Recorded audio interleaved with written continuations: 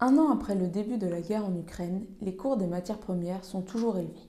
Ce conflit n'est finalement que l'élément aggravant d'une situation particulièrement tendue aux causes multiples. L'une de ces causes concerne l'état des stocks nationaux chinois.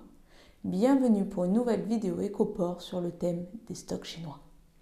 La Chine, avec 18% de la population mondiale et seulement 13% du territoire en terre arable en 2020, axe depuis une dizaine d'années sa politique sur la sécurité alimentaire.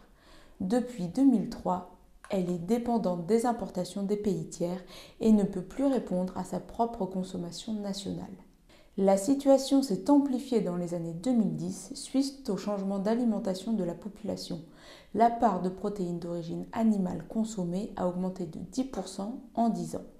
Les importations se sont donc développées pour répondre à cette demande croissante, propulsant la Chine au rang de premier importateur mondial de produits agricoles dès 2012. Plus récemment, en 2022, afin de soutenir l'objectif d'autosuffisance sur les matières premières et la sécurité alimentaire, la Chine a accumulé près de 500 millions de tonnes de grains. Pour le blé, les stocks chinois représenteraient 20% de la consommation mondiale, soit 54% des stocks de la planète. Pour le maïs, le stock chinois représenterait près de 70% de la demande internationale.